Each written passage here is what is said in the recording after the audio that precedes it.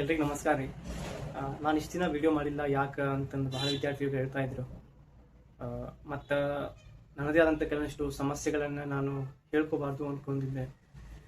ವಿದ್ಯಾರ್ಥಿಗಳು ನನಗೆ ಬಹಳ ಸಲ ಕೇಳ್ತಾ ಇದ್ದಾಗ ಕೆಲವೊಂದಿಷ್ಟು ಹೇಳ್ಕೋಬೇಕು ಮತ್ತು ಸಾಮಾನ್ಯವಾಗಿ ಇರುವಂಥ ಅಂಶವನ್ನು ನಾನು ನಿಮಗೆ ಚರ್ಚೆ ಮಾಡಿದ್ರೆ ನನ್ನ ಮನಸ್ಸಿಗೂ ಕೂಡ ಹಗರು ಅನಿಸ್ಬೋದು ಅನ್ನುವಂಥ ಉದ್ದೇಶ ಇಟ್ಕೊಂಡು ನಾನು ನಿಮಗೆ ಹೇಳ್ತಾ ಇದ್ದೀನಿ. ನೋಡಿ, ಏನಾಯಿತು ಅಂದರೆ ಈಗ ಸಮಯ ಒಂದೇ ಅಂತ ಇರೋದಿಲ್ಲ, ಸಂದರ್ಭ ಎಲ್ರಿಗೂ ಕೂಡ ಅದೇ ರೀತಿ ಇರಲ್ಲ. ಅದೇನಂತಾರಲ್ಲ, ಆನೆ ಭಾರ ಆನೆಗೆ ಮತ್ತು ಇರುವೆ ಭಾರ ಇರುವೆಗೆ ಅಂತ. ನಾವು ಎಲ್ಲರ ಸಾಮರ್ಥ್ಯವನ್ನು, ಎಲ್ಲರ ಒಂದು ಶಕ್ತಿಯನ್ನು, ಬುದ್ಧಿಶಕ್ತಿಯನ್ನು ಒಂದೇ ತಕ್ಕಡಿಯೊಳಗೆ ಹಾಕಿ ತೂಗ್ಲಿಕ್ಕೆ ಬರಲ್ಲ. ಮೀನು ಸಮುದ್ರದೊಳಗೆ ಈಸ್ತದ, ಪಕ್ಷಿ ಆಕಾಶದಲ್ಲಿ ಹಾರಾಡ್ತದ, ಅದಕ್ಕೆ ಆದಂಥ ಕೆಲವಷ್ಟು ಮಹತ್ವಗಳಿರ್ತಾವೆ. ಏನಾಯಿತು ಅಂತಂದರೆ ನೋಡಿ, ಕೆಲವೊಂದು ಸಲ ಏನಾಗುತ್ತೆ, ಆರೋಗ್ಯ ಅನ್ನೋದು ಬಹಳ ಮುಖ್ಯ ಆಗ್ತದೆ. ಇಲ್ಲಿ ನನ್ನ ತಾಯಿ ಹುಷಾರಿಲ್ಲದೆ ಇರ್ಬೋದು, ಅಥವಾ ನನಗಿಲ್ಲದೆ ಇರ್ಬೋದು, ನನ್ನ ವೈಯಕ್ತಿಕ ಕೆಲವೊಂದಿಷ್ಟು ಇವೇನು ನಾನು ಕೆಲವಷ್ಟು ನೋಟ್ಸ್ಗಳನ್ನ ರೆಡಿ ಮಾಡ್ತಾ ಇದ್ದೀನಿ ಅದದ್ದಾಗಿರ್ಬೋದು, ಮತ್ತು ಬೇರೆ ಬೇರೆ ನಾನು ಪರೀಕ್ಷೆಗಳನ್ನು ಕೊಡ್ತಾ ಇರೋದಾಗಿರ್ಬೋದು. ಇವೆಲ್ಲ ಒತ್ತಡದ ನಡುವೆ ಕೂಡ ನಾನು ವಿಡಿಯೋನ ಮಾಡ್ಲಿಕ್ಕೆ ಆಗಲಿಲ್ಲ. ನಾನು ನಿಮಗೆ ಕ್ಷಮೆಯನ್ನು ಕೇಳ್ತೀನಿ. ವಿದ್ಯಾರ್ಥಿಗಳ ಇವಾಗ ಒಂದು ಸಾಮಾನ್ಯೀಕರಣಕ್ಕೆ ಬಂದಾರ.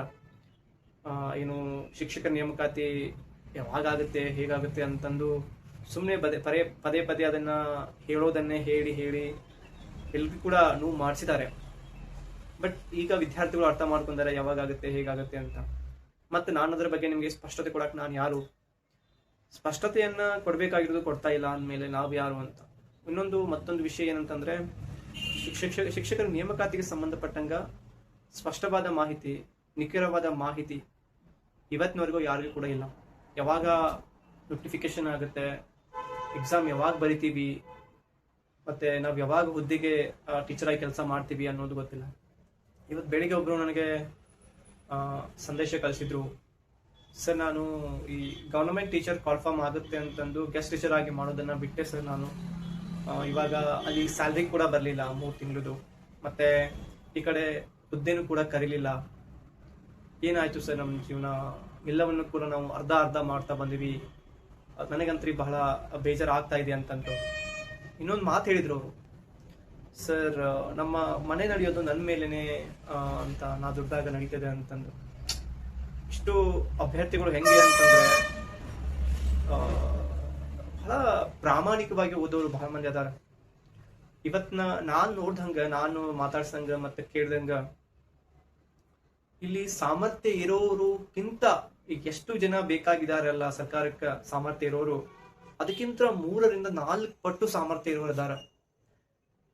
They have skill, they have ability to teach, they are ready to give any skill, any demonstrations.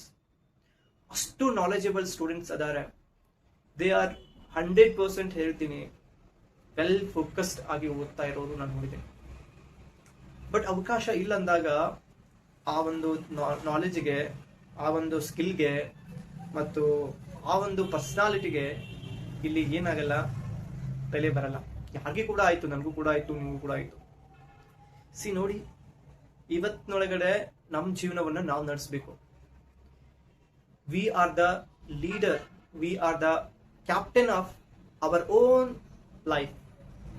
ನಮ್ಮ ಜೀವನಕ್ಕೆ ನಾವೇ ಸರ್ದಾರರು ಅಂತ ನಾನು ನಿಮ್ಗೆ ಕೇಳಕ್ಕೆ ಬಯಸ್ತೀನಿ. ನಾವು ಹೆಂಗಂದ್ರೆ, ನಾವು ಅದನ್ನೇ ಕೆಲವೊಂದಿಷ್ಟು ಬುಕ್ಸ್ ಒಳಗಡೆ ಅದನ್ನೇ ಹೇಳ್ತಿರ್ತಾರೆ. ನಾನು ಇತ್ತೀಚೆಗೆ ಒಂದು ಪುಸ್ತಕ ಓದ್ತಾ ಇದ್ದೆ, ದ ಆರ್ಟ್ ಆಫ್ ಲಿವಿಂಗ್ ಅಂತ ಪುಸ್ತಕ ಇದೆ. ಇದನ್ನ ದಯವಿಟ್ಟು ಯಾರಾದ್ರೂ ಸಿಕ್ಕರೆ ಓದ್ರಿ, ಚೆನ್ನಾಗಿದೆ. ಇಂಗ್ಲಿಷ್ ನಲ್ಲಿ ಪುಸ್ತಕ ಇದೆ. ಇದು ಒಂದು 200 ರೂಪಾಯಿ ಆಗ್ತದೆ, ಇದಕ್ಕೆ 170 ರೂಪಾಯಿ ಆಗ್ತದೆ. 170 ರೂಪಾಯಿ ಆರ್ಟ್ ಆಫ್ ಲಿವಿಂಗ್ ಅಂತ ಒಂದು 150 ರಿಂದ 180 ಪೇಜ್ ಪುಸ್ತಕ ಇದೆ. 150 ಒಂದು ಮೆಸೇಜಸ್ ಗಳನ್ನು ಹೇಳ್ತಾರೆ ಇವರು. ಏನಂತಂದ್ರೆ, ಯಾವುದನ್ನ ನಾವು ನಿಯಂತ್ರಿಸಬಹುದು ಮತ್ತು ಯಾವುದನ್ನ ನಿಯಂತ್ರಿಸ್ಲಿಕ್ಕೆ ಆಗೋದಿಲ್ಲ.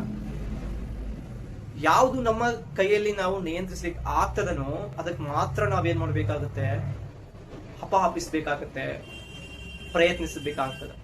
ಯಾವುದು ನಮ್ಮ ಕೈಯಲ್ಲಿಲ್ವೋ ಅದ್ರ ಬಗ್ಗೆ ನಾವು ವಿಚಾರ ಮಾಡಿ, ಅದ್ರ ಬಗ್ಗೆ ನಾವು ಕೊರಗಿ ಅದರಲ್ಲಿ ಬಿದ್ದು ಉರುಳಾಡೋದು ಅವಶ್ಯಕತೆ ಇಲ್ಲ.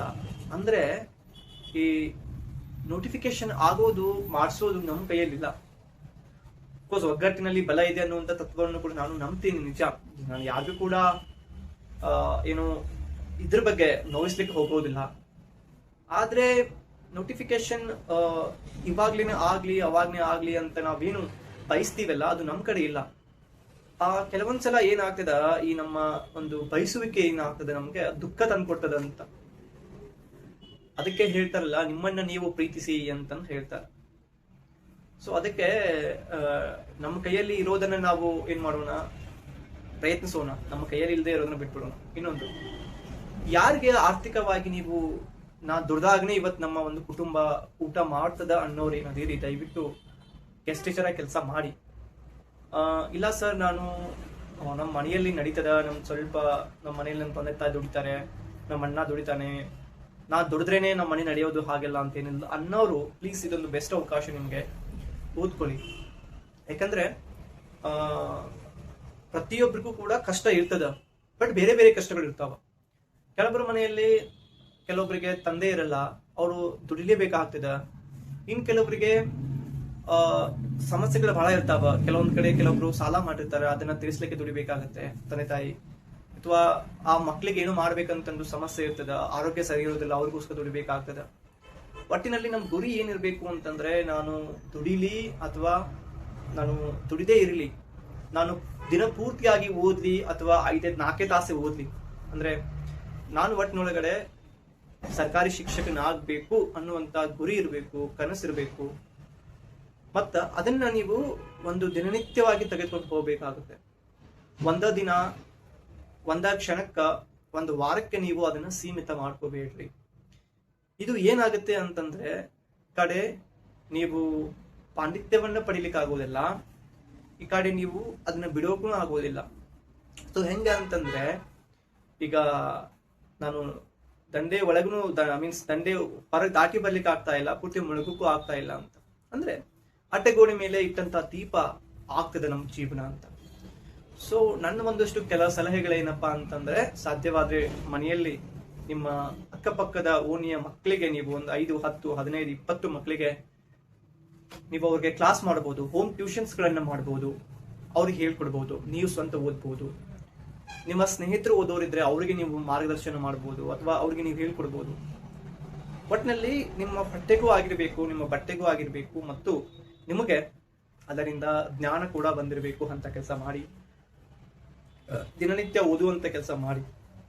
ಅವಕಾಶಗಳು 4 ರಿಂದ 5 ವರ್ಷಕ್ಕೆ ಒಂದ್ಸಲ ಬರ್ತಾವ ಅಂತಂದಾಗ, ಕೈ ಚೆಲ್ಲಿ ಕುಳಿದುಕೊಳ್ಳೋದಕ್ಕಿಂತ ನಾನು ಕೈ ಕೆಟ್ಟಿ ಅಥವಾ ಕೈ ಎತ್ತಿ ದುಡಿಯುತ್ತೇನೆ, ಕೈ ಎತ್ತಿ ಓದುತ್ತೇನೆ ಅನ್ನುವಂತ ಆತ್ಮವಿಶ್ವಾಸವನ್ನ ನೀವು ಬೆಳೆಸ್ಕೊರಿ.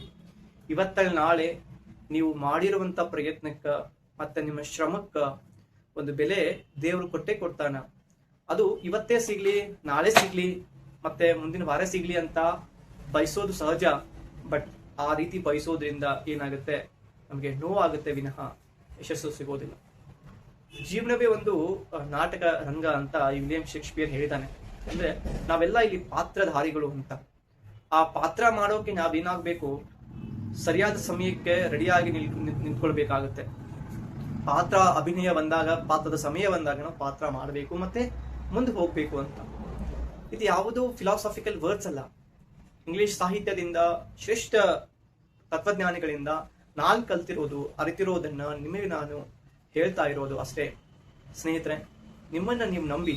ಜಗತ್ತಿನಲ್ಲಿ ನಮ್ಮನ್ನ ಬಿಟ್ಟು ನಮ್ಮನ್ನ ನಂಬೋರು ಈ ಜಗತ್ತಿನಲ್ಲಿ ಯಾರೂ ಇಲ್ಲ. ಇವತ್ತಿನಲ್ಲಿ ಹೇಳ್ತಾ ಇದ್ದೀನಿ ನಾನು. ಅದಕ್ಕೆ believe in your self, believe in your hard work, believe in your effort.